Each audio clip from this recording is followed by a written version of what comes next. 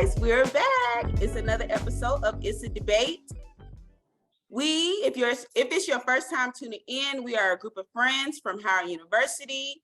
And during the pandemic, we realized that we like to debate different topics. So here we are. We're going to go ahead and introduce ourselves, and then we'll introduce our special guests. This week, we have a different setup. And so we invited some experts who are in the field of our topic, and we can't wait to hear what they have for you. For this episode, I will be your host, and I'm Lindsey, and I'll throw it to our co-hosts to introduce themselves, starting with Alanna. Well, hi, I'm Alanna. Hey guys. Hey guys, I'm Alex. Hey, it's Kristi. Paige. Tena here. Hey y'all, it's Tianny.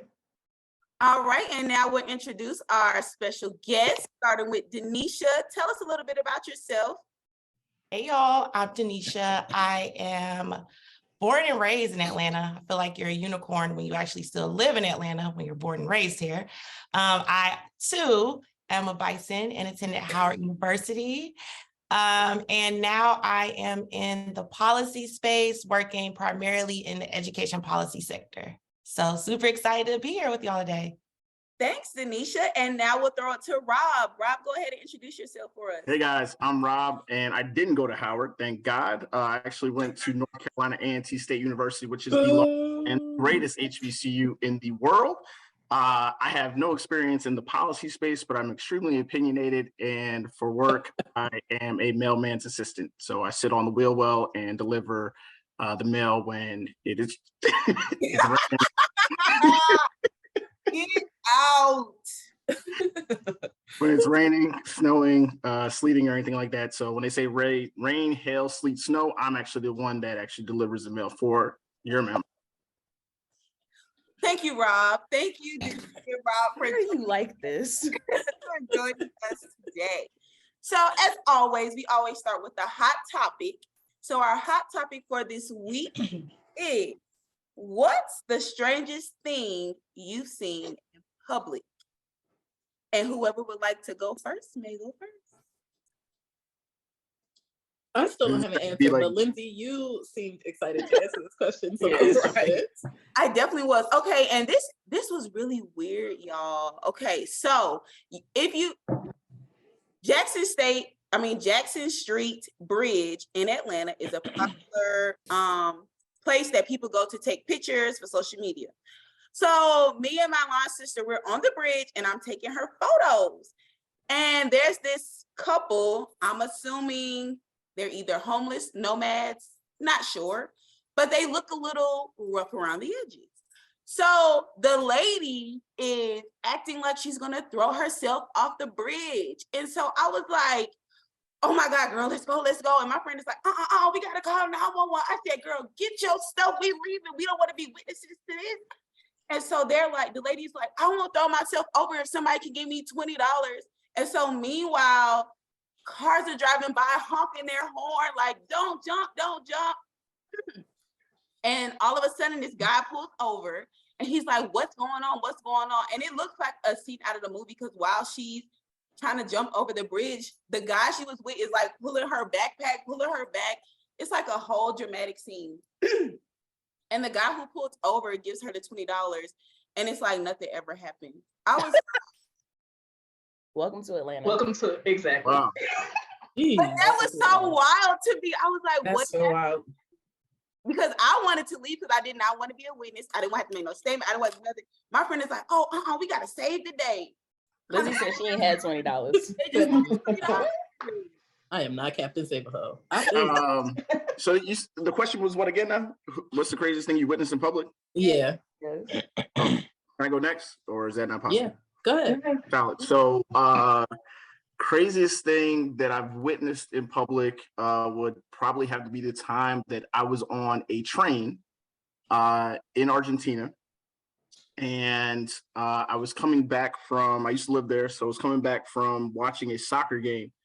And I was about 2 stops away from my house, and the train stopped. But not at an actual stop. It stopped like kind of in the middle of 2 stops. And so you're waiting there, you're trying to figure out what's going on. No one knows what's going on. And then I just see people just start getting off the train. So I decided to get off the train too. And as I'm getting off the train, I see people pointing at different things that you can't really see. And then when you get closer, or when I got closer, it actually was brain matter and blood. So a train actually hit somebody that I was on, and I ended up having to walk home. And when I was walking past the front of the train, you could see the bottom half or the torso, and like the pants rolled down, and it was crazy. So that would probably be the craziest thing I've ever. I didn't witness it, but I guess experienced. Oh my god, that's wild, bro. That's so that got dark traumatic. real quick. Yeah. That's Sorry if that was too traumatic. graphic. Yeah. Yeah. That was a true story though. Okay, I'm gonna do two. One to lighten the mood, and one to tell you the wildest thing I've ever seen. Okay, so my mood lightener. That was a good story, by the way, Rob. That is crazy. You're welcome, Tena. Good. Children on leashes. Strange, bizarre. But now that I have a toddler, I'm like, but is it strange? Now I'm kind of like, I wouldn't do it, but I get it. Like, no judgment here. Okay. Now on to the craziest thing I've ever experienced. It's 5 a.m. I'm going to work. I see some men that look questionable, but they're brown.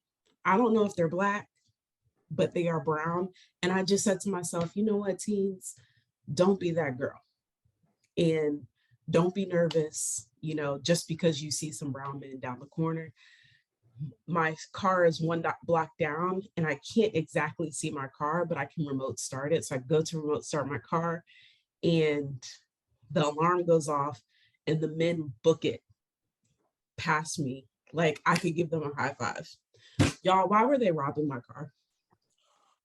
I got to my car and I realized that they were in fact in my car. And what happens is with these newer cars, you can use a universal key to get in. So they didn't have to break any windows or anything. Damn. But then when I used my key and it like crossed with their universal key, it set off the alarm. Mm-hmm. And that's why they wow. And here I was trying to be like, don't think the worst. No judgment. I got robbed, y'all. You should have thought the worst. Damn, homie. Thought the worst. Damn, homie. Yeah. And there goes my lesson. Okay, if you feel like something's bad, you just gotta follow your gut. You cannot talk yourself out of that. You know what I mean? Black, brown, purple, or otherwise. No, the craziest thing I have seen in public. We went to San Francisco last year with another couple that is a friend of ours, and we're walking up the street. Now, this particular time we went to San Francisco, we stayed in an area that was not as upscale, and so basically it was about a bunch of homeless people like a block away from us, right? So we're walking up the street, we're about to go get something to eat or whatever, and as we're walking towards that particular area where all the homeless people are, and this man is about a block up from us, right? So we see him further up, and he's like stooped down doing something. So we're like, what the hell is he doing? We're still walking, talking, whatever. As we're approaching, he is now fixing himself, like fixing his pants or whatever. He had taken a shit on the sidewalk, like whole big ass turd just sitting there waiting for us to approach. And I was just like, bro, like there was an alley right there. All you had to do was step to the side. Like you didn't have to do it on the main sidewalk. So yeah, that was the craziest. Yeah. Nasty. I saw a fight yesterday. I'm in Tennessee for a conference, and I was trying to support a lovely Black-owned pizza business. And as I'm walking in, the city bus approaches, and these 4 individuals, 4 or 5, get on the bus. I get inside, and I'm looking out the glass as I'm ordering my pizza at this kiosk, and I proceed to watch them this young girl in a bus seat. Now, no one came to break this up. This went on for about 7 minutes.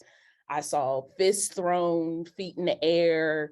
she got pulled, dragged. I think one dude tapped out and then somebody else jumped in and was molly whopping shorty. Wait, hold on. Times. You said one dude tapped out on molly whopping her? Yes. And then I think a female jumped in to continue the whopping. I saw about 5 adult individuals walk up to the side of the bus with their phones in hands to record, because that's what we're doing. The bus did not move. The bus driver did not come to intervene. He allowed this to happen. Finally, they tumble off the bus. And one of the girl that was getting beat, I guess at some point she got maced, because when she was walking off her, she was rubbing her eyes and all kind of craziness. And I mean, as she's coming off the bus, rubbing her eyes, there are 3 other grown individuals this far away with their camera still recording her. I'm like, all y'all going to jail. Trifling. Yeah. But this is a thing. I definitely would not record. Oh yeah, Memphis. I would record, but I'm in Nashville. Break it up. Not Memphis. I said, would anybody here break it up? No, I wouldn't break it up, but I wouldn't be recording it either. I wouldn't record either, though. I would actually probably be like, y'all chill, man. Y'all wilding. Chill out. That's about the extent. Well, I saw a couple grown men walk over and I thought they were gonna like try to do something. I don't know. Also, I later realized I was like 5, I was down up street from TSU. So shout out to all the HBCUs that's in the hood. Because clearly I was in the hood yesterday. What's TSU? Tennessee State. Never heard of it. Continue. So that's that Aggie education, y'all. That's that Aggie education. I mean, it's unwarranted arrogance. Like, well, what are you arrogant for? Like, what have you done? Anyway. So, mine's and I, again, love homeless people. They're the best. But mine's is also a homeless person, and it was just his ingenuity. He had a baby basketball goal in front of his little tent. He had puppies outside. It was him and 2 kids and puppies, and people that walked on the sidewalk, he would literally fuss at them to get off of his lawn. And this is a homeless man that lives like in the area in between the Burger King that we go to for lunch and the school that I work at. And he is, I mean, he taught the dog how to like fetch the ball and then put it back in the hoop. It's the craziest thing I've ever seen. And that's the craziest thing I've ever seen. Like this homeless person with 2 kids and a puppy dog and a basketball hoop, and they just playing outside like that's his real house. Like, so that's just lawn. That's just regular median. And no, he said that's his house and people respect it. That's it. I have one that doesn't involve the homeless, and it's kind of fun. So I witnessed a failed proposal. So there was like an entire, I mean, this guy went all out. It was like a flash mob. There were posters. Clearly all of her family, his family, friends were all there. And everybody's just kind of standing around. There's like a megaphone, all of that. And he goes to one knee and she's like, her face is just like don't go. Anyway, so he's like, you know, the men, how y'all are sometimes. It's like he felt very confident in that moment that this was going to go well in his favor. And so she's giving clear signals, like me and my homegirl are like looking like she's going to say no, like look at her face. He gets down on one knee, does his little spiel, and he's like sweating because it's like summertime. And she like bends down to meet him, still being so graceful, this woman, like bends down to meet him and is like, that, you know? and then he like, he's still there. And so she gets up and he's like still holding her hand, like, what's your answer? And she's just like, I've just been down to tell you, like, whatever. Wow. I was just so embarrassed for him. So then he's still standing there trying to get her to say yes. She then walks off with like her mom and sisters. So yeah, that was pretty sad for the guy. He has no friends. He had a whole lot of people that were like coming in. He doesn't have nobody friends. in his corner. he has no friends. If anybody actually cared about that dude, they would have told him a long time ago not to do that. Now, granted, some people are extremely stubborn, but yeah, no, he doesn't have any friends. And then on top of that, the fact that you added her being graceful as she's telling this, embarrassing this dude. You know what I'm saying? That was super graceful. She tried to like not make it a big deal by like bending down to be like, you said no. But she didn't say like, absolutely not. Like, hell no. Wait, what is the difference? Because I feel like she was trying to warn him that a no was coming. So he could have easily been like, he could have like finessed it a little bit, but he was like very fierce in the moment of being like, she's gonna say yes. There was no coming back by him doing push-ups. There's no coming back from that. I agree with that. There's no coming back. She still said no. She still said no, but she was like bent down, like, come on, like it's like almost like she was saying, like, get up, get up, get up. Like, no. Don't do it. Damn. That sucks. Gentlemen, public service announcement, maybe have that conversation with your significant other, you know, make sure y'all on the same page before you go proposing in public like that. Also, like, you literally, it's okay. Well, I'm not going to speak for all women, but it was a surprise of the day it was happening, but it wasn't a surprise that I was going to get engaged. Exactly. Right? That's what I'm saying. I feel like you know it's coming. You just don't know when. Right. But you know it's coming. If it's a total shock, like that, like Rob said, he has no support system. Well, no, I will say this though, and there are some people that just, you know, honestly ignore all red flags and clear signs at the same time, right? So you have some people that are in, you know, that are delusional or in denial and thinking that, you know, things are going great and they're not. But you also have to remember, like, this dude went out and bought a ring. Yeah. Right. I'm sure he didn't go by himself. That's number one. Number two, we're also going to assume that his parents, or excuse me, the young lady's parents gave him their blessing. You can't assume that. Some men propose. That's perfectly fair. So I say all that to say that. Up, though. That's a blessing. But they were there. Showed up, though. They did show up. So they knew so, what was you know, they do. I mean, clearly maybe people they just involved, like, I guess family and friends thought she was going to say yes. Well, really what I think, and this is all, you know, speculation, of course, because we have no clue about the situation, but really what I think it is that she was probably for the streets and he was trying to fight for her up. How did we get here, though?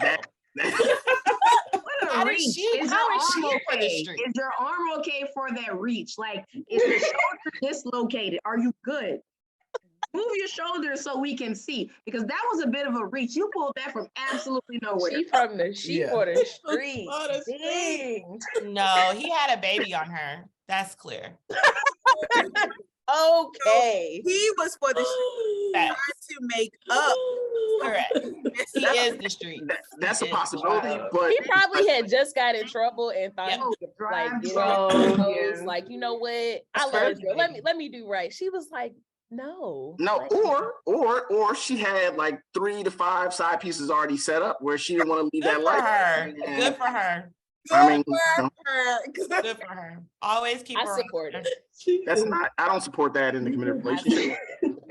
Oh well, if it was a committed relationship, But you said good for her though, Denesha. Noted. Let me write that down. Good for her. And she's clearly said no to this man, so she's gonna need somebody to pay for her dinners. I knew that'd rile him up. I knew now. He's riled. Now. Because we eating over here. And on that note, so it's funny you say that though. Hold on, let me just say something real quick. It's funny you say that. Lindsey, we eating over here. So this is the same dude that literally was like, "Yo, I have purchased multiple dinners for this young lady." You know what I'm saying? She's giving me nothing. You know what I mean? And I bought her a house, a car, everything's great. And yet I think I want to marry her, but yet she's still for the streets, and that's why she said no. But you missed the part. How do we get this background story? You're a great story. She got a house, a car. Yeah. This is what happens when you have no details. You're free to come up with whatever you know what my story is? Since we're making up stories, here's my story. He's a serial cheater. And he just got caught. And she said, "No more, sir." Then he tried to propose to lock her down. And she said, "Not today." He actually said, Right. That's important. But we That's also my know story. that the opposite could be possible It could be. and true. I Ladies pray I and never have gents, And to like Denesha embarrass supports that. Paige, Kristi, Denesha y'all supports got that. stories? like For Alex said, obscurity. these are discussions that need to be had beforehand. Because before I you pray walk I up never have to surprised. embarrass somebody like that. I just would really hate to have to embarrass you like that. Like, Did you imagine yourself somebody proposing to you and you're like, Ah, I'd be like, I beg your pardon. Get up. You Get want to up. do it now? But how Yo, ridiculous, the- how the- ridiculous was I I to like marry stand who? around and watch it unfold? Oh, I would have watched Now it. that I tell the story, I actually feel bad because I'm like, wow, you really stood there for, and it wasn't like 5 minutes. Like this was 15 minutes. Like this was a good amount of time. I was on the way to a place. Like, why did I do that? But who wouldn't watch though? It's a train I wreck. You know what I'm would. saying? Yeah, Yeah. I would Did stand not there too. watch. yeah, I would Watch. definitely watch too. I would have definitely watch. Like, damn. But yeah, At least you didn't record it. You didn't record it. Oh yeah, I won't record. There you I go. should have. I could have gotten money from that. Oh, very true. Very true. Number one post on the Shade Room. Yeah, facts. all right. Kristi, any stories? I don't have one. All the homeless talking brought me back to the homeless story, but I don't know if I want to take it back there. So Okay, yeah, all right, so to all our listeners out there, if you have any crazy stories, make sure you share them with us. We would love to hear. So now we're gonna move into our debate. Thank you to our panelists once again for joining us on this wonderful afternoon. The topic that we're going to be discussing: does your vote really matter? And this, I feel like, we all feel like is a big discussion, being that the last election day just passed, and not sure what state you're in, but I did not like the results in my state. So, does your vote really matter? We have Denesha and Rob, who are going to be our debaters. Denesha is going to debate your vote does matter, and Rob is going to tell us why your vote does not matter. And all right, and now we have a special shout out for one of our Black business owners, small Black business owners, with something that you may enjoy at home. Alex, take it away. So I'm here in Tennessee for a bar conference, and I met up with this dope young lady. She is a Howard University grad, and she has her own business called Sip Cocktail Company. And she sells these cocktail infusion kits. And so I bought a couple here. So I have a blood orange punch and apple cider margarita. And what's inside is a little tea bag full of dried spices, fruits, just a collection of different things. So you can make an awesome cocktail. And so what you do is you take the kit, you pour in the spirit that she suggests and let it infuse for 3 days. And then after that, she gives you the tools to make an awesome cocktail. So if you guys get an opportunity, check her out on Instagram at Sip Cocktail Company and support an awesome Black business. I will be posting on my page, The Crafted Soul, after my infusion is done to make the dope cocktail. So I'll let you guys know how it goes. All right. Awesome. If you want to let everybody know where Howard University is located, a little bit of information about that. You don't have to. Insane. We're international. Thank you. Now, Boom. next, I'm going You to know where we're located? At the White House. Oh, Oh, that's Version true. it is. oh, Dang. touche, my nigga. Okay, here we go. Keep playing with us, Rob. Keep playing with us. It's really good though. Like the I comment love factor. What Yeah. he's saying. You have to be on your toes. Like Oh, You do. All right, so here we go.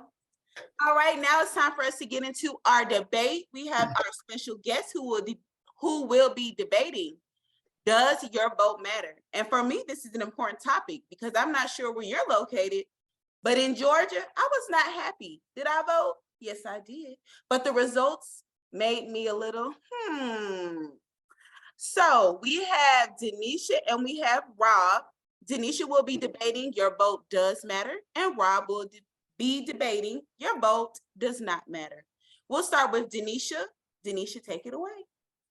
woof. All right. Does your vote matter? So as I was preparing for this, I kind of altered the question a little bit in my mind because here's why. So when you're thinking of a single vote, an individual vote, one vote, does that vote matter? Well, it depends on the election. If there's a super competitive election, if you live in a smaller state, but a state that has a lot of electoral votes, your one vote could matter. But if you live in a place like California or a place like, I don't even want to name Georgia because we need to go vote.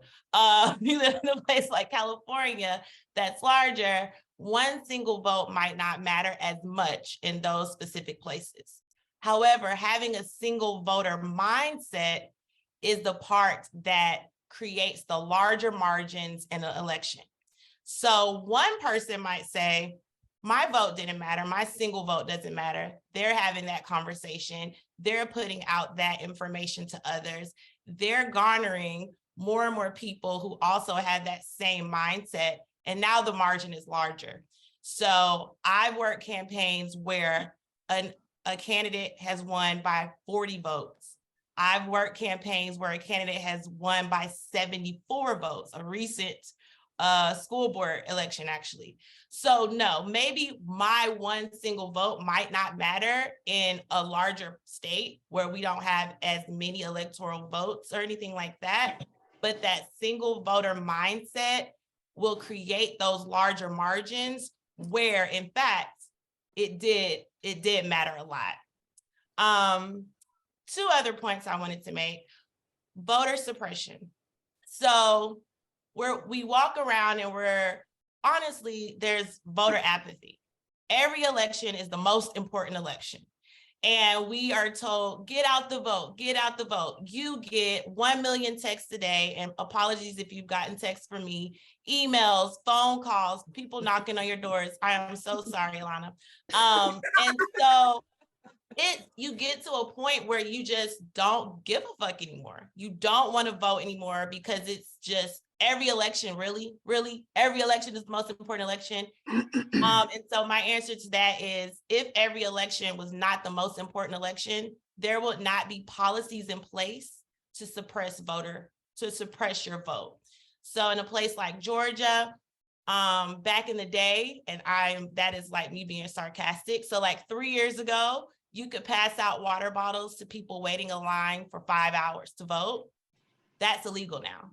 I could pull up a chair for Granny who was waiting in line to vote for 5 hours because Granny's gonna vote, right? I can't do that anymore. That's illegal. There used to be a lot of places where you could drop your ballots throughout the city, throughout the state. Not anymore. You can only go to a voting location to drop off your ballot. So there are policies put in place to suppress votes. So beyond an election, what are you voting for? You're voting for your school district. You're voting for weed being legalized in Maryland. Shout out to Tena. You are voting for every single thing. So beyond a specific candidate, there are questions that are on your ballot. So those questions, those types of things matter. And that vote actually matters. When you're answering yes or no to whether or not you want taxes to go up on lumber, that type of stuff matters. And that individual vote matter because most of us don't even know the answers to that question. And so what do? You skip them.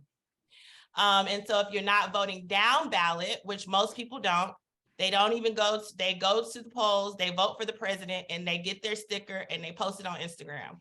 Well, there's probably like 50 other people on the ballot that you didn't vote for. And so your single vote in those instances could definitely matter. And then obviously as Black people have died for a vote, right?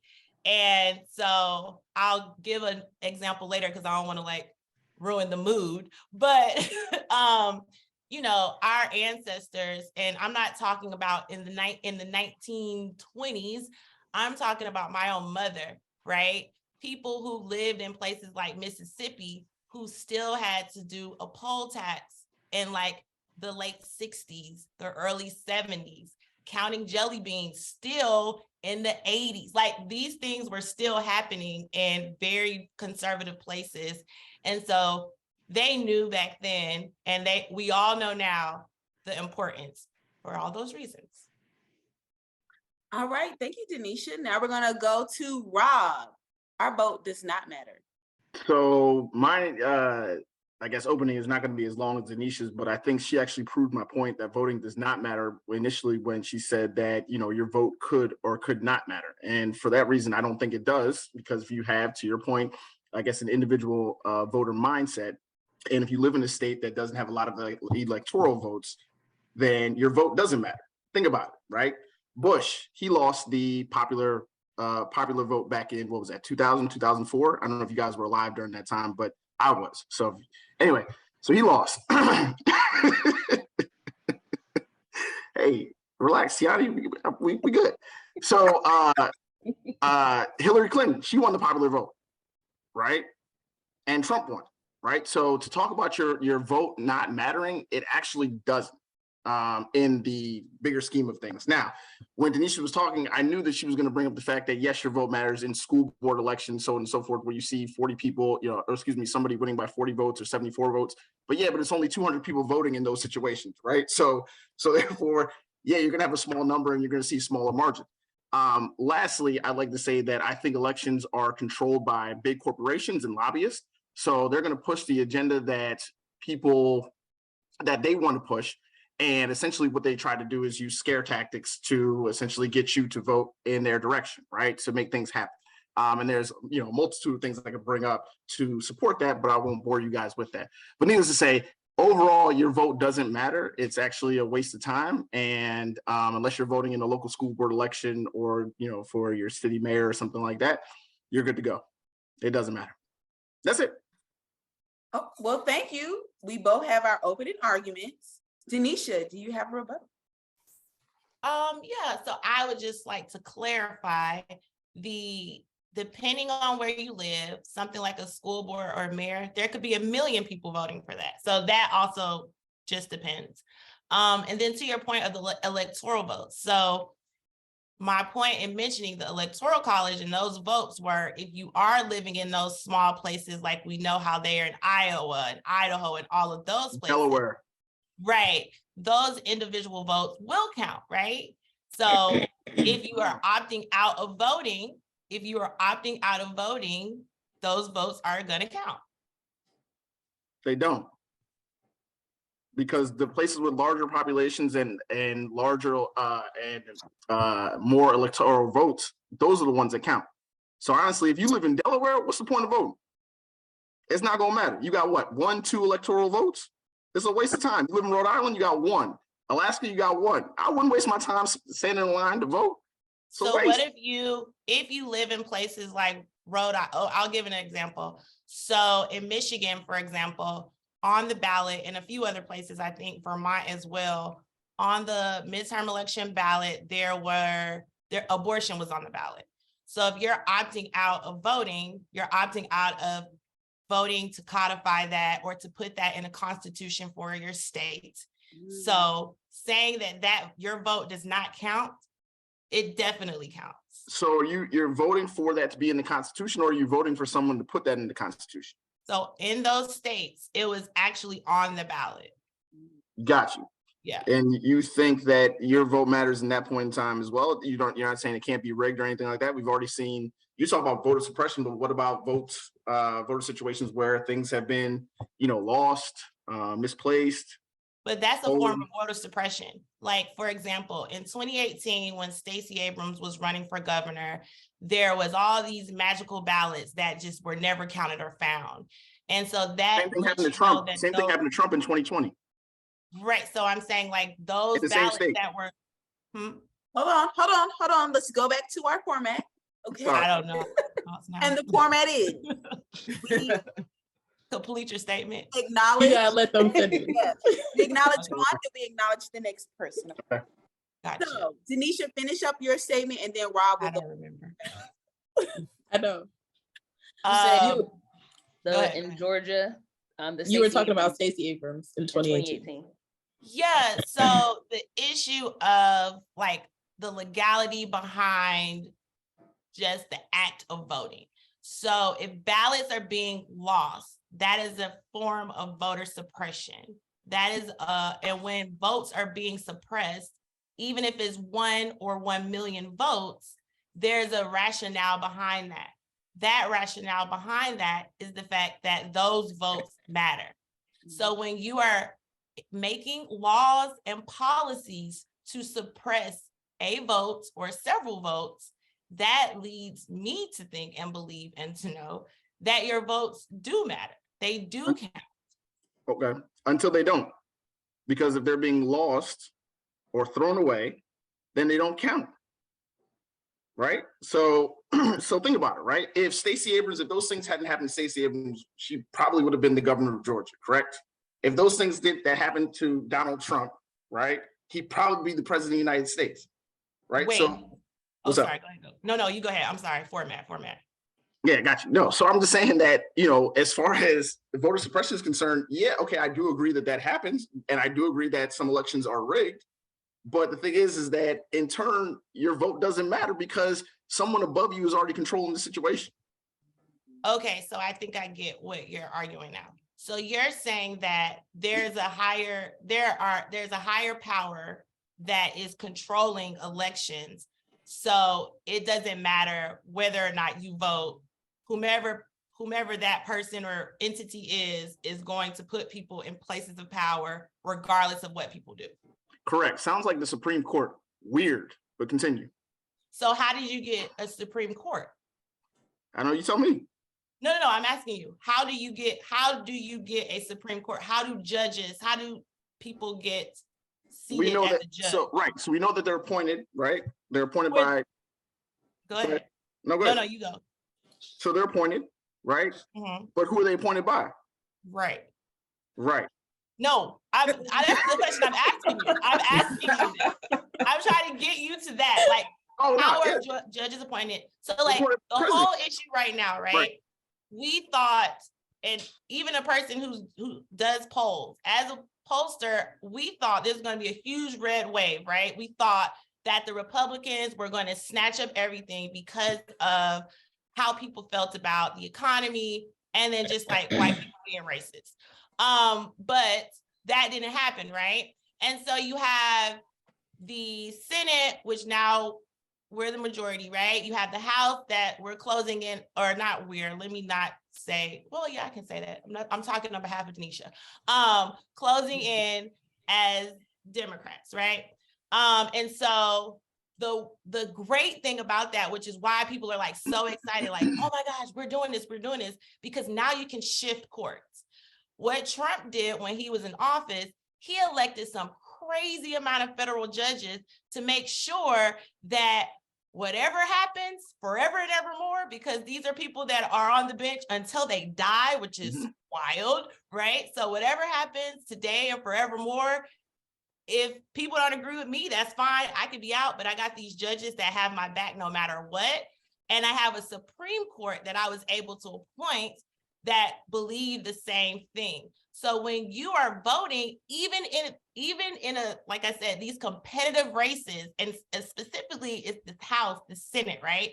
And these very, very competitive races where the small margins, like literally hundreds of voters, can actually shift the vote to be a Democrat or a Republican, that can then shift the trajectory of the future of the country, because whoever is appointed in those places, whether that's legislative or executive branch or judicial, like they can shift policy and they can shift laws that impact us forever and evermore. Right. So let me ask this question. So by how many votes did Trump win the popular vote by? I don't know. I don't know those specific, like. No. I'm just give me, just start a number you think Trump won the popular vote by. I don't want to throw it out because I don't know. He didn't. Mm-hmm. Right. But he got into office and appointed all those judges that you were talking about, right? So once again, your vote doesn't matter. Your vote doesn't matter. So Trump's still in office. He was in office and did all of this stuff, right? Which is now affecting us, right? And he didn't win the popular vote. So from my perspective, voting doesn't matter unless I live in a state that matters. So for the people listening, if you live in Delaware, your vote doesn't count. If you live in Alaska, your vote doesn't matter. You live in Rhode Island, your vote doesn't matter. Can you, for the people, just so I am also understanding how you understand this to be true, can you explain the electoral votes versus popular votes? I think that'd be helpful for. So look, I haven't done civics class in years, but I'll try to. All of us are like low level on this, even me, because I'm just like, So essentially how it works is, well, a long time ago, I guess the Senator of the House realized that, okay, hold on 1 second, or maybe the political parties realized, like, hold on, things are not going to be fair if we apply the same rules or people have the same amount of power in New York because there's more people living there, right? Versus someone living in, let's say, Mississippi or Oklahoma where there's less population, right? So what they ended up doing was like, hey, we'll come up with this electoral college. And what we'll do is that each state will get X amount of votes in the electoral college based on said population, right? And when that happens, once you guys vote one way, whether it be Republican or Democrat or Whig or whatever you want to vote, whoever wins that essentially gets those electoral college votes. And then that goes towards the person that's running, the president that's running. And then whoever wins the most electoral college votes essentially ends up winning the election.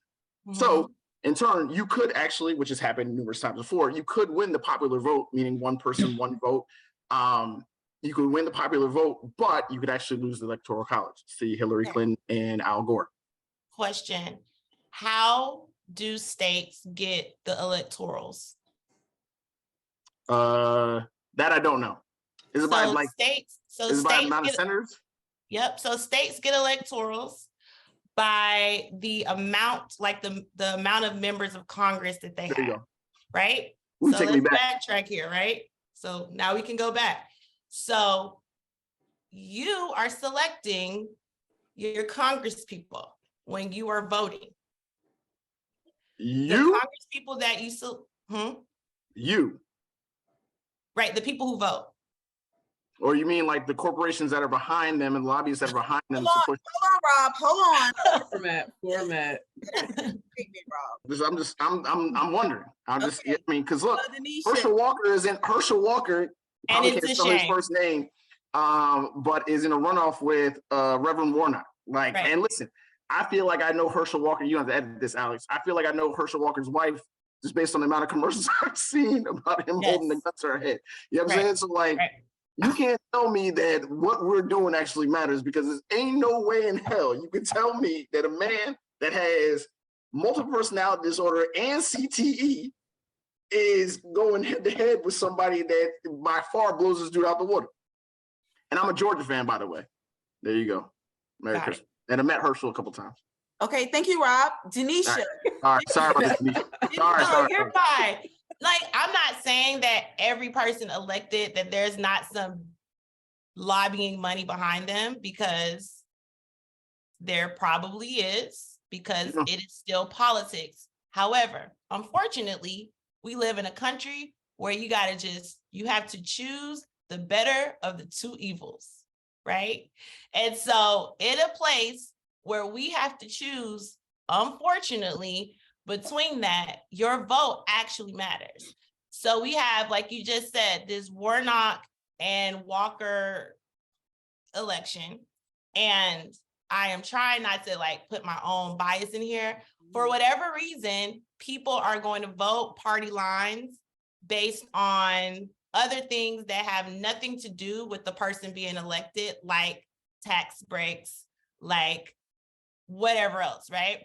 And so they will vote for party lines for whatever reason, which is why if you're a person who has good common sense and who understands that the future of the world depends on who are in these seats, you have to go vote. Like, it's just simple as that. You have to do it.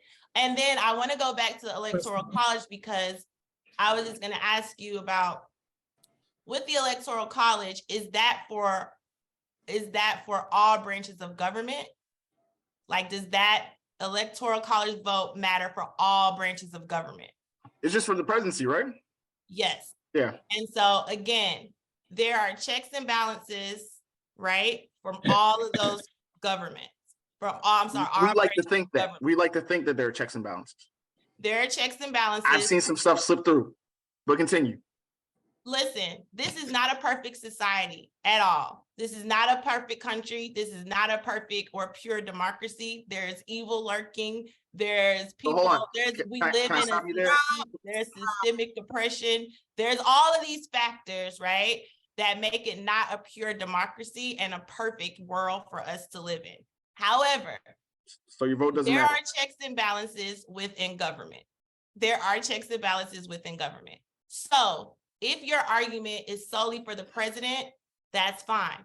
We've seen even with Biden that the president can try to push many things forward, but if the House is like, absolutely not, then it's an absolutely not.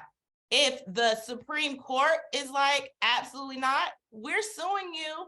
F the student loan debt relief. We don't care what you think about that, right?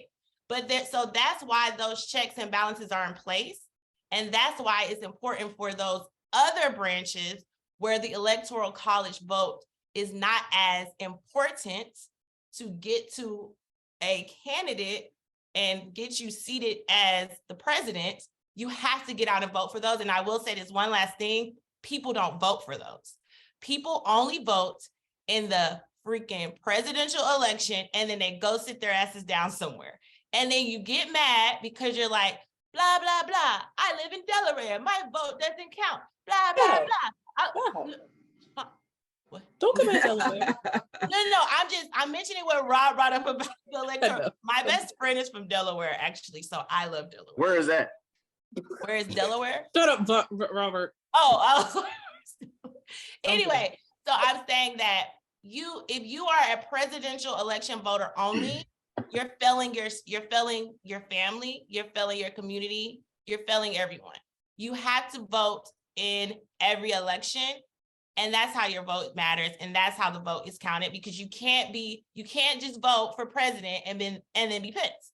You got to vote for these other things so that there can be a checks and balances in place, so that Herschel Walker is not making decisions for us. Okay, thank you, Denesha. And let me rein this back in a little bit. Rob, Okay. I'm gonna let you. I don't even know where to start. Denesha went on it was a 15-minute diatribe that we had to sit and listen to, you know what I'm saying? And I couldn't respond to nothing. Totally responded. Yeah, no, and you know the way my ADD is set up, you know what I'm saying? I can only stick to one topic at a time. Can you hear me out there? Can you hear me? I'm gonna mute. Okay, now, Rob, I'm gonna let you respond to Denesha's last comment about what she just said. But then once you respond, Rob, I'm gonna allow you all to make one final statement, and then we're gonna vote. Okay, everybody got it? All right, Rob. Well, I don't, she mentioned like 15 different things, honestly. So I don't actually know what to respond to. But here's what I will say is that, right, in a presidential election, your vote doesn't matter. That's just what it is, right? So thank you for confirming that, Denesha. Secondly, in regards to, voting for congressmen or representatives, here's another issue that I didn't talk about or bring up. And once again, saying that your vote doesn't matter. We have a lot of people that are getting to Congress or get into the House, get into the Senate, and literally flip-flop and change everything that they stood for when they was running. Right? So you can't tell me. So if I voted for, Warnock because he was going to do X, Y, Z, and then he gets into the Senate, starts voting for a whole bunch of stuff. And not only that, you have to really dig deep to figure out what they're voting on. You know what I'm saying? And not only that, on top of that, these bills are 600,000 pages long with all types of stuff that are included in them just so stuff can pass, so everybody's happy, so on and so forth. So to say that, yeah, voting for a congressman is going to do X, Y, Z, and it's going to make you, make your voice be heard, or the issues that you care about, get taken care of, that's not necessarily going to happen. So once again, your vote doesn't matter, because when the people get into office, they're going to do what they want to do based on where the money's coming from. So not only are the elections rigged, not only are candidates backed by large corporations, lobbyists, so on and so forth, and not only does the electoral college exist, when you put all that together, honestly, me as a single person, regardless of what button I push on that ballot, it doesn't matter. But I know that when I go into the booth, unfortunately. The rap booth? No, I'm just kidding. Okay, so Here we go. Yes. Here we go. Y'all, this was too good. Too good. I should have made a drink. Too good. But I'm gonna let both of our guest speakers do one last close. I'm about to pour me something. One last close. Got my wine. And then we're going At to 2:00 afternoon. So Denesha, close. Should Rob go first? Yeah, I definitely should, because Denesha don't talk for a long time. Okay, Rob, closing statement. Closing statement. Denisha's already proven anything that I was going to say, so I appreciate her argument. Look, I've said all I had to say. Your vote doesn't count. Whichever way you try to twist it, everything sounds good in regards to what Denesha is saying. The one thing she said, and I don't know if y'all picked up on this, is that our democracy is not pure or perfect. Right? So now tell me why your vote matters. Doesn't. And that's my closing argument. All right, Denesha, closing statement. Yes, thank you. So yes, you vote because the democracy is not pure or perfect, and we want to do everything we can to make sure that we can get it as perfect for us as we can, but that's not really my closing argument. My closing argument is this. I can't speak to anyone else except for our community. And as Black people, whether you believe what Rob said or whether you believe what I said. I'm not Black. Oh my Shut up, Robert. Hush, Rob. Continue. All right. So whether you believe what I said, I am Black, or whether you believe what other people say, what I want to leave with is this, because we are currently in a runoff, is that there are people like a man named Maceo Snipes. Maceo Snipes, if you don't know him, he was an African-American World War II veteran, and he was the first Black man in Georgia to cast a vote in the Democratic primary in 1946, right? A single man, he walked 3 miles to his polling location, and he cast his vote. He walked home. He got home. He was all excited. I'm assuming this is the storytelling part. I'm assuming he was excited about casting that vote. And then there was knocks on his door. Opened the door to a firing squad. And Maceo Snipes was killed. After that, and the reason why I know this story is because Martin Luther King Jr., when he was in Morehouse, wrote a letter condemning this. And then he went on to really fight for our rights to vote, right? And so whether you believe what I'm saying or not, our people, they understood the importance of a single vote and they died for that. So the least we can do when they say we're our ancestors' wildest dreams, we have the freedom to be altruistic about our vote and really get out there and provide that. If you're not doing it for anything else, do it for the people who literally died for that. I need to go grab a tissue. Okay. Sure.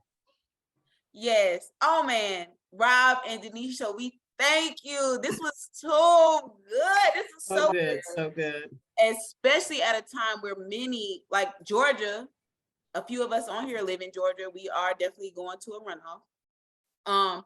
So now is the time where we vote on arguments. Remember, not on how you feel personally. So I'm gonna go ahead and start with Christina, because we haven't heard from the.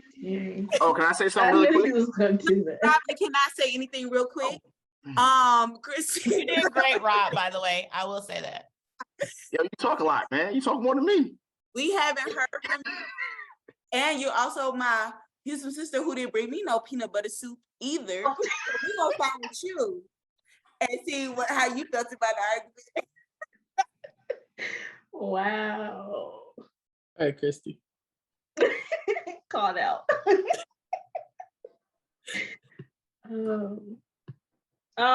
This is tough. And remember, just tell us who you're going with, and then we're gonna move right along. Okay. All right. She can hear it coming. I'm gonna go based on argument and facts. I think I'm gonna go with Denesha. All right, Paige. Like a filibuster. Excuse me, Rob. But Rob, Can't talk. I'm gonna put you in the Put waiting. him on mute. Just Until voting is on over. mute, bro. Thank you. Paige. I'm also conflicted. Who brought up the Supreme Court first? No, what? Both of y'all raised No, your Paige, hand. you can't ask questions. I You go just gotta back. vote. That is not how it works. Choice. Yes. You just I'll vote. go with Denesha.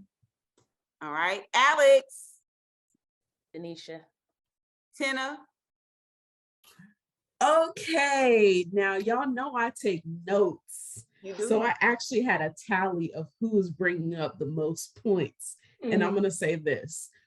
Rob's list was longer. But What did we say about the explanation? No, That is, that's too much. but I'm voting for Denesha because Tena. it was Tena, more you're doing too impactful. much. You, Tena. You were I'm only already supposed to say done. Look, but in the Denesha. time y'all took to argue with me, I already said Denesha. All right, Tianny. I'm gonna give my guy a sympathy vote. Go ahead, Rob. You got one. There you go, my boy. One for you. And Alanna. I actually didn't think I was going to vote this way, but surprisingly, Rob got my vote. All right. I'm just I glad. got no sympathy for Rob. I'm glad I did not have This to. wasn't a sympathy vote. That was a true vote. So good. I mean, it was a great debate. It was a good arguments on, as our last president said, on all sides. It was. So right now, our winner is Denesha for today. But we do want to hear from our debaters.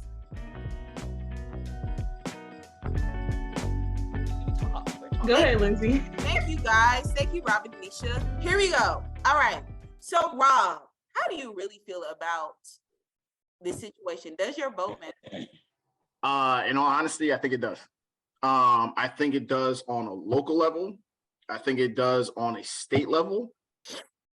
On a national level, I think it depends. But in all seriousness, I do believe that, in the smaller states or people with less electoral college votes, I mean, honestly, you're SOL.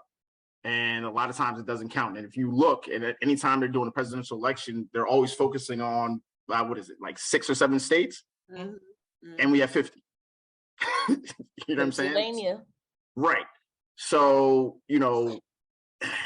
I think on a national level, I don't think it matters as much from a presidential standpoint, but to Denesha's point, yes, your senators, your local senators, your state senators, national senators, yes, those votes do matter. So you should go out and vote. All right. And Denesha, how do you feel about voting? Does it matter? Yeah, I agree with Rob. I think when he started to talk about the electoral college, that definitely got me frazzled because I was like, that's the one thing that I just wish just didn't exist. Because it really does prompt people to not care about voting. So, but to Rob's point, your local elections matter. I think I was talking to Lindsey about this, the fact that we have our own many branches of government in your state. And so your day-to-day life is dependent upon those people who are in your state. So please, please, please vote for them. The president, like Rob said, yeah, fine. But vote for the people in your state for sure. But I also want to say something as well. When I vote, I may agree with the majority of, let's say, a candidate's platform, but it's when I press that button, it's kind of like a hope and a prayer Yeah. that they're going to follow through with what they actually said they were going to do. You know, and you run that risk, but that's the beauty of dealing with people, and that's just how life is. So I think it matters, but you definitely have to look at it with, I guess, from the perspective of a realist, where it's like, hey, yes, I'm doing this in hopes this could change or this could happen, but it may not. So it's easy to get discouraged, but I think that you should still continue to do it because, like Denesha said, which I think she killed me on this point, was that our ancestors died for this. Absolutely. And that's the truth. And during your argument, you started talking about the Electoral College. Can you explain that? Hold on. Sorry. Go ahead. You don't know. No, because she was explaining it, and I think when she got frazzled and she kind of stopped because she had just brought up the Electoral College, and I've always been a little bit confused about the Electoral College and how we get that. And I think you had started to explain it. But yeah, vote if you didn't hear that somewhere. But I think so. She wanted a breakdown of electoral votes.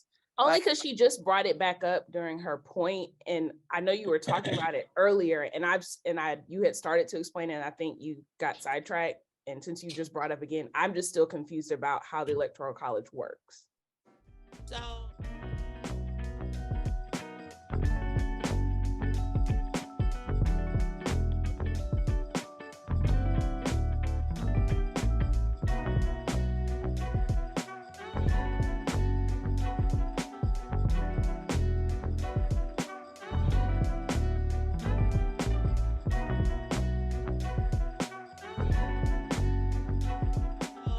essentially, in the elections, when it comes to the president and the vice president, to Rob's point, they're not elected solely by citizens.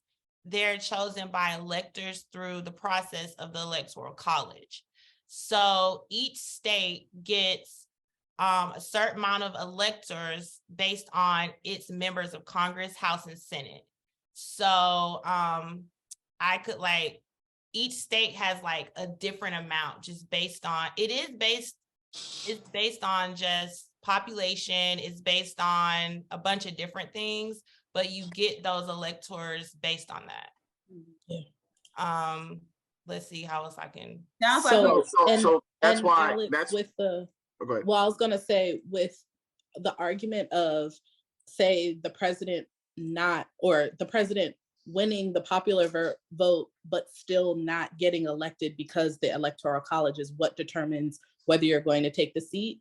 If you're looking at on a national level, how many people voted for, a Democrat versus a Republican presidential candidate, even though the Democratic candidate might have gotten the majority of the votes, if California, Texas, New York, Pennsylvania, if those heavy hitter states, if their Electoral College votes went towards Republican, that's all that matters. Yep. So a bunch of people from, Delaware, the states that have the least number of Electoral College votes, if a bunch of people from those states voted for a Democratic president, but the big heavy hitter states, a lot of people ain't show up, and so majority of their votes went to Republican, then that's who's going to be in office.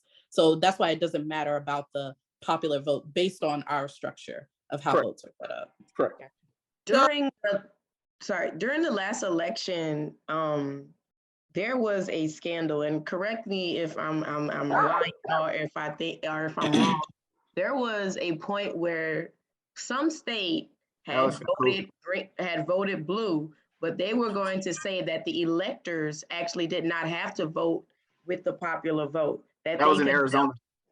So that did happen. So but some states are split. Some states are allowed to split their electoral votes based on, state laws or whatever. I think it's only like 2 states, maybe. Don't get me wrong. But it's specific states that are allowed to. I definitely think that this is something that you should really get a real expert on, because I don't want to sway people one way or the other, But like ultimately, I personally feel like the Electoral College is just a bad situation because of these types of instances. But like the true facts of like how it works and which states, I can talk to somebody and come back to y'all. You can put it in a little note section. I don't think it's bad necessarily. I think it's antiquated. Yes. So let me clean that up for you, Denesha. So she doesn't think it's bad, or she doesn't have an opinion. She just thinks it's old. And I think it made sense a long time ago. You know what I mean? But it doesn't make sense now. Yeah. Let me clean that up. Okay, and I'm going to set us. I appreciate that. I'm going to set us up for an open discussion. Because I feel like right now, many of us on this call are in a runoff situation, and so the fact that your vote matters. I vote because, as was stated in the argument, ancestors. So I actually vote on the day of. I get the early voting piece, but I go on the day of election day to vote. And I think I hit up Denesha. I was like, Denesha, I wish they would allow me to phone a friend because I don't know the rules for the polls because, like was stated in the argument, things have become so scary. You don't know what you can and cannot do. Because I was going literally to vote for Warnock, Abrams. That was on my list. But then all these questions, when she bought up the lumber, I think something on there for alcoholic beverages, selling it on Sunday was also on there. Like that's not really heavily discussed when it's election season. So for me, I was confused. Now, did I do my entire ballot? I absolutely did. But did I really know what I was voting for? I did not know, besides Abrams and Warnock. So for me, as we go into this open discussion, let's just talk about how we feel. Do you feel like your vote matters? Like I said, I vote because my ancestors stood in line. They died. I listen to my grandmother tell stories. And so I'm going to show up regardless, whatever is going on. So open discussion, the floor is open. So jump in as you feel. Can I say something real quick? It's funny that. Don't ask and then just talk. You didn't even wait for a response. Hey, let me talk then, please. Can I speak? All right. What's funny is that when those things are put on the ballot, have you ever noticed that it's in legal language? Yeah. Now, raise your hand if you understand everything that is on or said in those things, right? So it could be something that, exactly. You know what I'm saying? So like those things I have to read at least 3 times. Mm-hmm. You know what I mean? And that's not normal, right? So think of just, somebody that comes in there, hey, I'm here to vote for, I'm Republican down the entire ticket, right? And then it comes to voting about the lumber or the alcohol on Sundays. You don't know if you're voting yes or no based on what the language is, right? Like the double negatives. I have to jump in here because my home state was the only state to keep indentured servitude / slavery because of the way the bill was written or the way it was written on the ballot. So I have to intervene here. What state are you in? What state are you from? I am sadly from, first and foremost, let me just say, the good people from New Orleans do not associate with Louisiana. They were actually founded at 2 completely different times. New Orleans was founded before the actual state of Louisiana. We don't know them. They are cousins as well. We don't know the rest of these. New Orleans is a place, and then the rest of them is Louisiana. But yes, Louisiana as a state voted to keep indentured servitude. But to Rob's point, and another reason why I voted for Rob is because there's so much foolishness. The writer of the actual bill wrote it so that it was intentionally unbiased. So you felt like you were voting on indentured servitude, but whether you were for or against, neither one of those votes made any difference. And after the writer actually noticed that and somebody pointed out to him, he started campaigning against. So when he put the bill out there, he was originally for, and then he switched to being against. So it became like this big, complete foolishness to where nobody knows what to do. And now they have to put it on the next election because nobody knows, like it was voted down, but nobody knows what that even means because nobody knew, what it meant in the first place because of the legal jargon that they wrote it in. Yeah. So I would say like one thing that super important is before you vote to get a sample ballot so that you know what's going to be on there and you can understand that language. I know it's still frustrating because it just shouldn't be there, but so you're prepared going in. Sorry if I interrupted someone. I wish that it was in more basic language, so that people could understand. And I'm not saying basic for people that aren't educated. I'm saying like, yo, look, listen, you go on election day, you're probably going to work that day or whatever, you know what I'm saying? You're busy, you know, you're doing your civic duty, and you get in there and now you're like, damn, I just went back to college, you know what I'm saying? Reading this one paragraph. Does anybody have a seat where I can sit down so I can understand this? And to your point about the sample ballot, yeah, that sounds great, but why not make it easier for the rest of us? You know what I mean? Because that's what you can do today. Like today, the language manipulation is part of the game, and we can't necessarily change that today. But what we can do today is pull up your sample ballot, right? And I feel like, Rob, what you're saying is like definitely the end goal, which is like it shouldn't be there. But in the meantime, Denesha's point is just like you can read it ahead of time so that you're not blindsided. Well, your vote doesn't matter anyway. So, I mean, sample ballot or not, you know what I'm saying? You're on your own. I think, I know we were talking in chat, like, what are some sites we could go to kind of get an unbiased opinion on, like, what the, oh my Lord, to get an unbiased opinion about, like, you politics, know, what each person that's running is, has actually done. I do think that Ballotpedia is the same one that like those extra amendments. Yeah. I think they do have on there, like, if you're voting yes, this is what you're going for. If you're no, this is what you're voting for. We'll put it in the description. Yeah. Ballotpedia is really good, and they're not biased, but I think that's really hard in this climate because everything is biased. Like, you can go to something that you think is like a news site that you feel is reputable, and it's going to give me both sides, and the language will lean to one or the other. So I would suggest looking at a plethora of different things and forming your own opinion. So I think you should get your news from Newsmax, OAN, Fox News at times. Those are probably going to be the ones that are going to give you the most accurate description of who's doing what and when and where. CNN, MSNBC, CBS News, fake news 1000%. How is Fox News not on the fake news list? That's what I need to know. Baby, I made a face like, excuse me, what? He mentioned OAN. Yeah. Let him dig the ditch. It's the straight face. I'm joking. But I will say, Rob will need a whole disclaimer. Especially this is a listening podcast, and not everybody can see your eye gestures, Rob. I'm gonna have to put a disclaimer on the beginning of this. Please. Yes. No. In all seriousness, to be honest with you, and I know this question wasn't asked, but there's a podcast I listen to from time to time called Breaking Points, and it actually has a young lady who is a liberal and a young man who is a conservative. But to Denesha's point, where things are in this climate, everything is biased. At times, you can hear the young lady who's liberal definitely has some conservative views that just don't line up with what she's saying.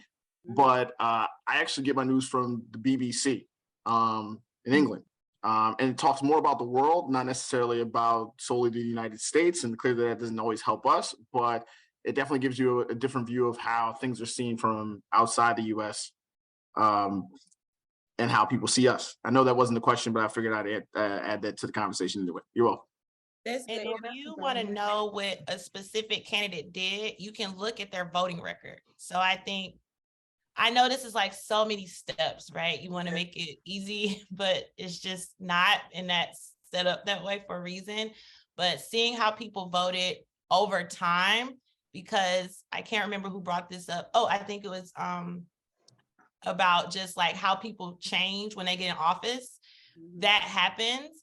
People get money from lobbyists, from places, and then their whole mindset changes. Kristen Cinema. And so these types of things happen. So it's important to look over time how people have voted to inform your decision. On the voting note, if you want more information, your Secretary of State's page should have all information on like, if you're registered to vote, where you go to vote, where's your early voting location, the dates and times that you should vote. You can also get a sample ballot and just check your registration, which is another huge thing. Check to see if you are still registered because people are being purged. That has been happening for a while. So just ever so often, especially before the registration deadline, just make sure you haven't been purged by just checking your registration. In Georgia, you can go to my voter page, which is how you can find out more information, but your Secretary of State's website should have everything. Is there, back to like, is there a one-stop stop like for finding information on candidates? Because I know in Texas we brought up the Ballotpedia site, but they don't always have up-to-date information. So is there like one, maybe two sites that y'all know of that like you seem to find some pretty good, like accurate information on to help make your decision? I go off the commercials. but we're laughing, but all I know is the rhetoric behind Herschel Walker was so negative that I was like, yo, y'all still voted for him even after hearing all of this stuff. And I don't have cable. I don't listen to the radio. Everything was so negative against him. And yet we in a runoff election. Why are you surprised? We given a sign that this doesn't matter who the person is. It just matters whether you're red or blue. So if I'm red, then I'm like, I'm not gonna sway, like this is the way I'm supposed to vote, and I'm gonna vote that regardless of who the candidate is. I mean, honestly, you have to think about this, right? So we're in Georgia. Herschel Walker is a god when it comes to anybody that is to football. That's it, to football. But not just football, specifically the University of Georgia. So if you are a Georgia fan, you love big Herschel is that audience? Walker. Right, so that's number one. I've heard that from several Black men, which was very disappointing. I've sat at bars and heard Black men say, "I'm voting for him because of football." Like that is ridiculous. But wait, I don't want that rhetoric because Black men did come out. They voted. But I'm not saying about Stacey Abrams. I'm not saying about that. I heard Black men at the bar tell me they were voting for Herschel Walker. That wasn't his component. Was not Stacey Abrams. His component, Warnock. No, I'm saying like the what am I trying to say? The exit polls for both showed that Black men voted Warnock. I just don't. The reason why I'm stopping you is because I don't want that rhetoric. Because that was a big thing that really will push Black men to not vote because they feel like. That's fine. I'm just telling you what I heard at the bars, and I was sitting at bars with older Black men. I didn't get to finish my point. So there's going to be people on both sides, and regardless of whatever our personal opinion is, shut up, Rob, whatever our personal opinion is on whatever situation for whichever candidate, it's going to piss you off if you're very passionate about what other people are doing. But you can't control that. And you can't lump everybody in that bubble either, just because it was an overheard conversation. My thing is so let me just finish my point. Let me finish my point real quick.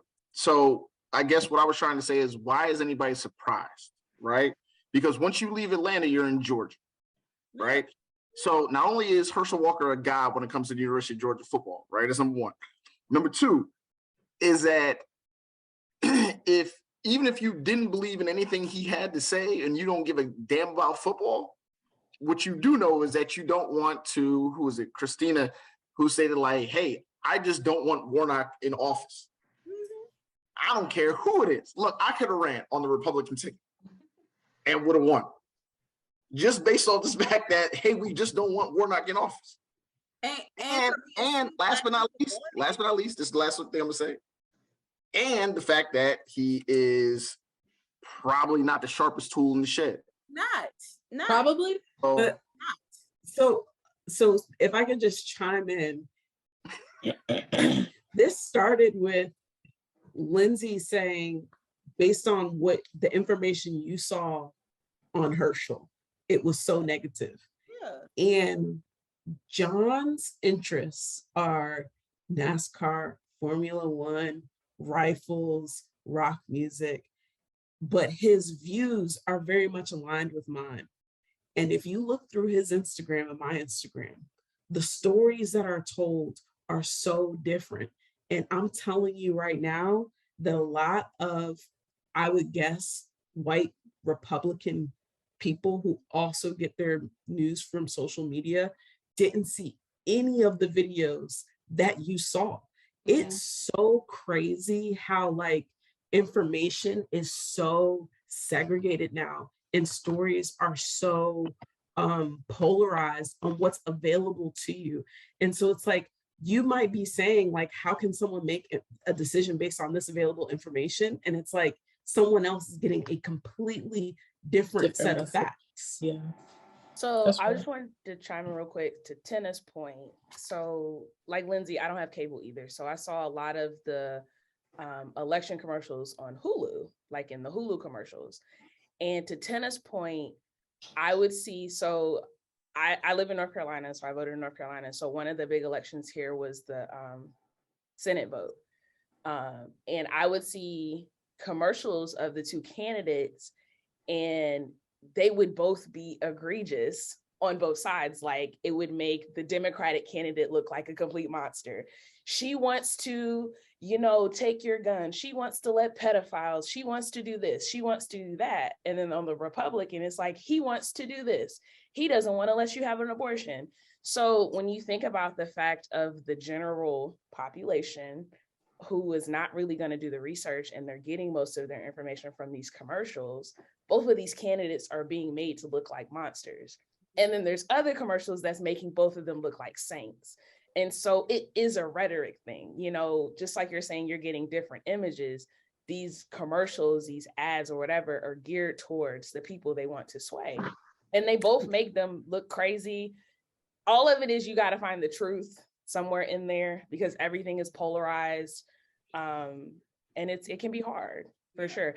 I did have one question kind of as a general group question. And someone brought this up as far as voting party lines. Do you think that there is a way to get people to vote more so on like actual policies and what's in their benefit? Because we talked about this as far as like people voting for in Florida, voting for DeSantis. He's done all these god awful things in the public. And yet he won overwhelmingly in Florida because Republicans is going to be Republicans. But at the same time, none of his policies benefit these poor white people that all just voted for him. All they know is they voted for the Republican. Right. And so I just wonder, just as a general question, and I can kind of already see your answers from people's heads, is there ever a way that we can not get people to just straight vote party line? No. Are we just always going to fight that?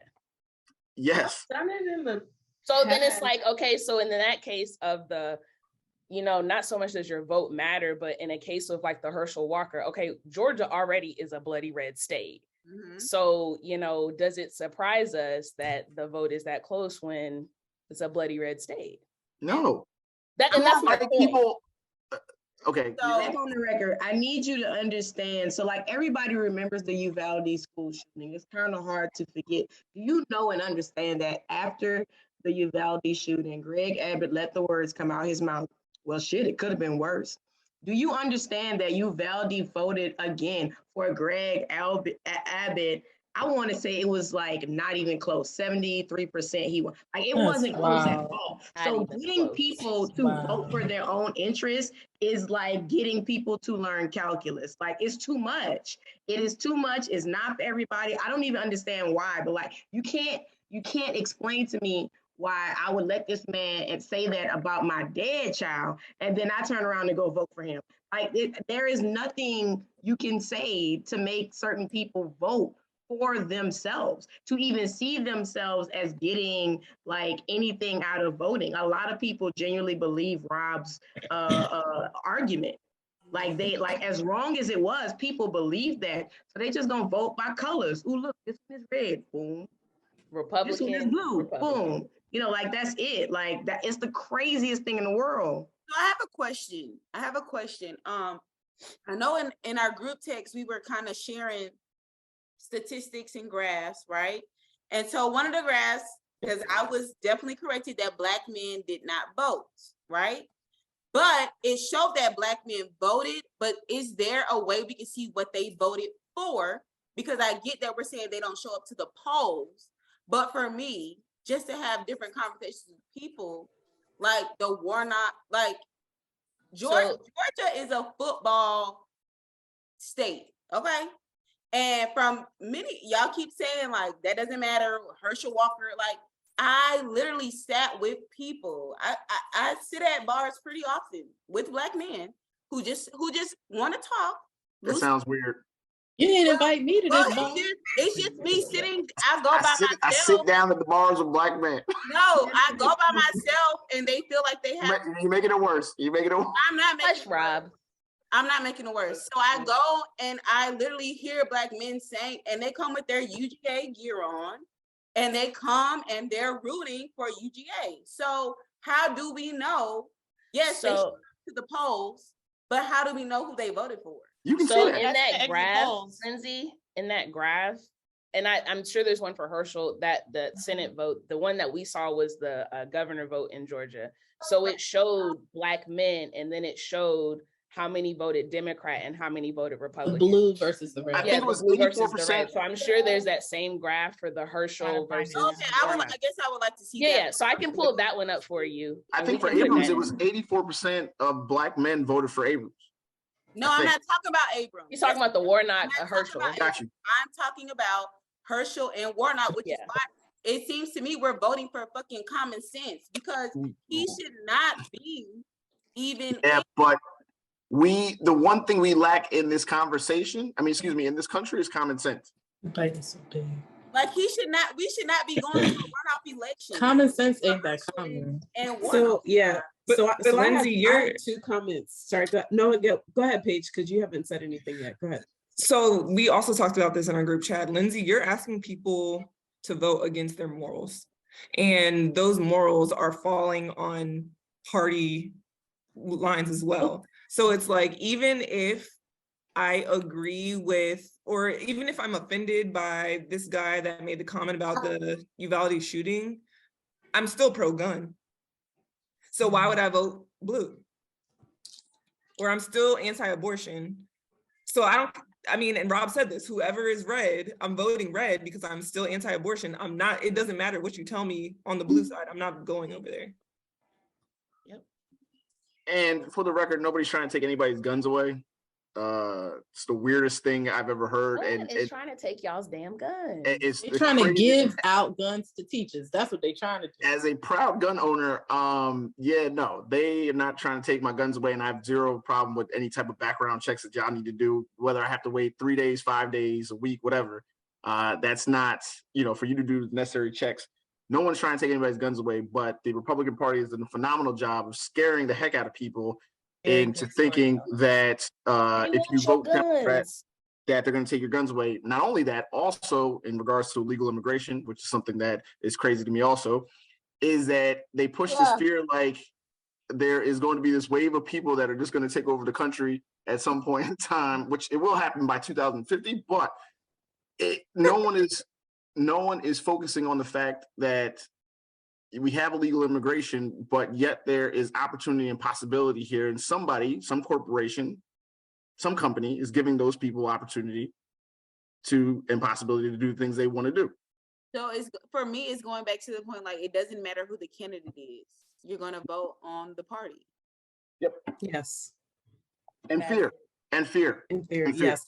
But a pro voting comment I have is that the demographic of the United States is changing, and a lot of people are fearful of that, and a lot of people are the uptick in voter suppression is coming because the demographics are changing, and legislation eventually has to change to its constituents. I can't even remember what politician said this, but now she's talking about raising the voting limit to 21. Mm-hmm. Because she knows that there's this wave of people who are going to be voting different. And for me, even though Texas largely voted red, And let me just say this, Houston is not Texas. New Orleans is not Louisiana. Atlanta is not Georgia. But beside that, I just have to get that off Miami my is chest. not Florida. We learned that Thank from you. what's the artist? Is that there Miami is is Florida. power in seeing the momentum and the snowballing effect of the changing in voter demographics. And I think that you cannot see that snowballing changing effect if you're not participating in voting. And while these historically red states are still tried and true blue, to say that it was 75% in Texas is kind of a big deal, because that means it was 25% blue. And even that's a big deal. And it's like, these things are going to change, but if you don't participate, then you can't see that momentum. You can't see that change happening. And so when people, you know, are coming for your vote to try to suppress you, that is the number one leading indicator that it matters. As long as people try to make it difficult for me, I know that it's important. I'm gonna tell you what, it was still 85 degrees the day I did early voting. I had to stand for an hour and a half, no chairs, no nothing, big old belly, it's hot. And I literally, I called my mama. Don't laugh at me, Rose. Don't laugh at my pain. Okay. I literally had to call my mama for the strength, because I was like, you know what? I know it's important, but like, I cannot do it. And luckily, like, I turned the corner and it happened to be a chair, but I'm sure there are many people who are getting deterred by these long lines and what it takes to wait in them. But the more people try to deter you, the more you have to know it's important. Yeah. Lindsey, I wanted to update you. So I looked it up. So 85% of Black men voted for Warnock. Okay, thank you. I'm gonna screenshot it and put it in the group chat. I said 84. I guess another conversation would be how many people even voted to midterm in the midterm election. But that's another conversation for another day. Wait, Lindsey, I have one more thing on this topic of demographic voting before you wrap it up. Do you know what I learned from the demographics? What? Is that the swing vote is really young white people. Yeah. And they talk a lot of junk, but do they show up for us? Right. It's not really Black people, because Black people showed up and they majority vote Democrat. Like, you don't need to convince us to vote Democrat. That ain't the issue. And it seems like, especially like white women, that seems to be the swing vote. That's not surprising. Absolutely. Do you guys know what the demographic is going to be, or when it's going to change or expected to change? No, when, Rob? Tell us. 2050. That white people will not actually be the majority in this country. So who will be? It'll happen sooner, but that's another conversation for another day. I've heard 2037 in some conversations as well. Who will be the majority? Just Hispanics. PNC? Oh, Hispanics. Yeah, but so you have to think, right? So who wants to think about it? You've been king for 400 plus years. You're going to do everything in your power to set yourself up so you don't lose the power. So don't be surprised what happens in the future.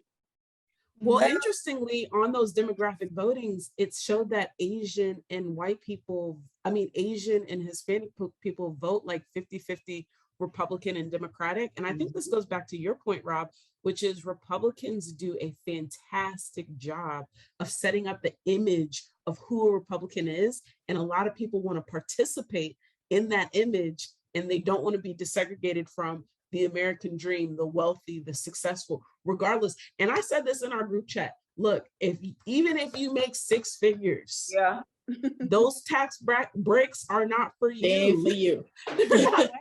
They're not looking out for you. It's just like, I don't know. There's so many people who vote Republican and they're like, oh, because of my taxes. And I'm like, bro, it ain't for you. Like, hate to break it to you, but like, which tax bracket are you in? Did you speak of these tax breaks? Like, for large corporations and extremely wealthy people. But yeah, no, Hispanic, that's another conversation for another time. But yes, Hispanics are not a monolith like Black people. It's very interesting to always hear Hispanic people talking about voting against their interest or going for people that clearly aren't for them, i.e. Trump. Interesting stuff. But I guess that'll have to be talked about on another podcast. Yep. I know. I thank everybody. I hope you ask as many questions as I do, because it's okay to ask questions, and sometimes it's okay to be wrong, right? Because you want to know what information is being put out there.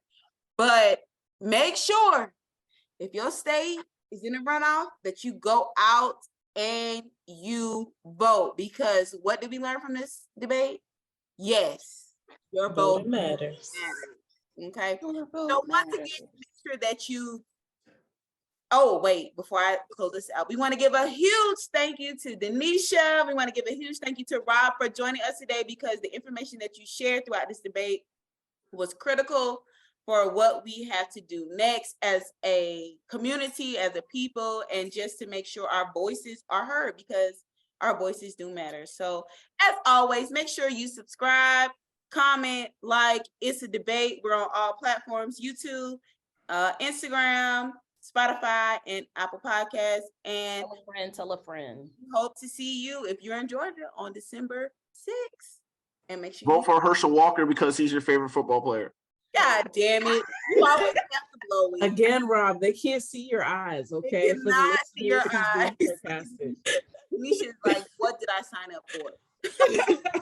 So what's it? Thank you. Can't ever coming back. And when you have a question, make sure you ask the question. I don't care how crazy you think it is. Ask the question. Look up the information. Do your research. And we'll see you on the next episode of It's a Debate. Hey, yo, can I come back? I don't know. We might have to No, absolutely. We're going to need you to...